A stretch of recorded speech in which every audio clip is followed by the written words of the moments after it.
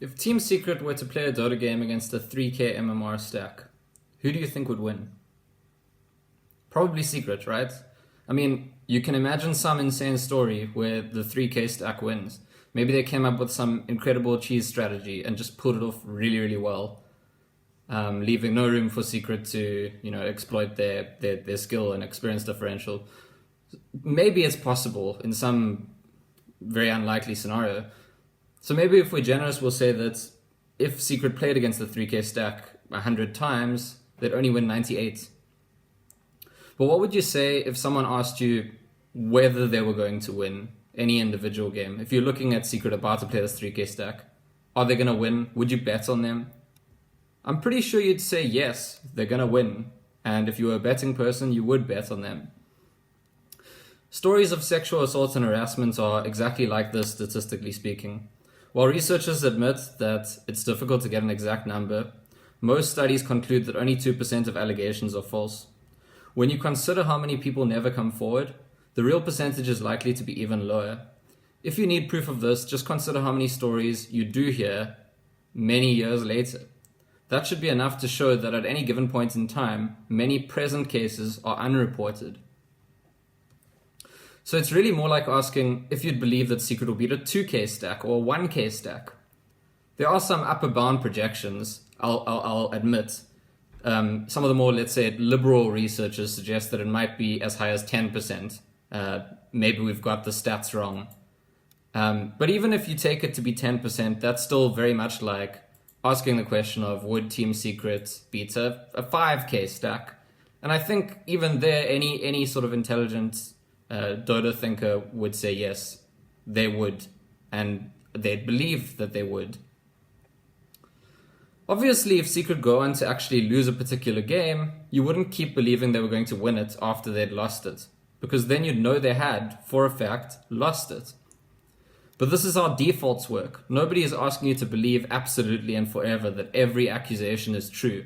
You're only expected to take a default disposition that they are.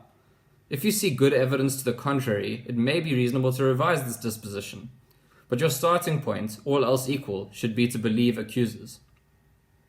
I don't want this video to be too long, but I'm just going to consider two quick objections to what someone might say to what I've been suggesting now.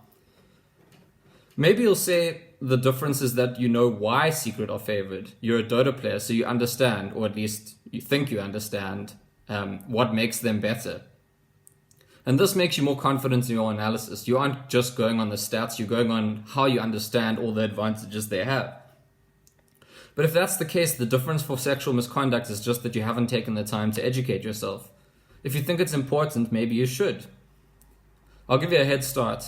Most times people come forward with accusations, they get a little bit of sympathy, a lot of backlash, and very little accountability. After sharing Lama's story, I received emails telling me to kill myself, amongst other threats and hateful comments. Imagine how much worse it would have been for her. Imagine how much worse it was for her for many years. She spent 4 years in court against Grant and even got a favorable ruling that he had harassed and defamed her, and the court still didn't find it within them to award any real damages. This is what the status quo is like. This is what the victims are stacked up against. When it comes to fabricating stories like this, the incentives just aren't, they're just not there. They don't support coming forward with false stories. Because if you have to go through all of that and achieve nothing but people hating you, if you have to go, if 4 years in court doesn't even get you, real damages awarded, what is really there to make someone fabricate a story like that? The fact is we live in a patriarchal society, and that's the starting point. It should be the starting point for these conversations. We're only just now in the last 10, 20 years as a society waking up to these things being real. And things are still very, very stacked against victims.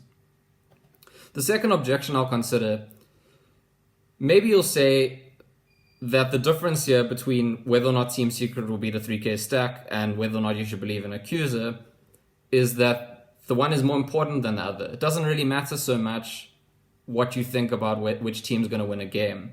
It doesn't really have that many important consequences for the world, your belief.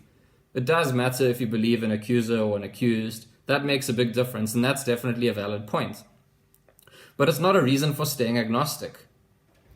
That would be like saying, because you know your vote's important, what you should do is not vote. Rather, recognizing the importance of a situation is an argument for actively taking a position on it. It shows that we all have a responsibility to get our hands dirty and get involved. And if, after doing that, you truly believe there's good evidence against an accusation, fine, show a little bit of doubt. The point is simply that it makes sense for the burden of proof to be on the accused in these situations. It makes sense to start off siding with the accusers. We have a very good statistical reason and a very good systemic explanation for why we should default to believing accusers.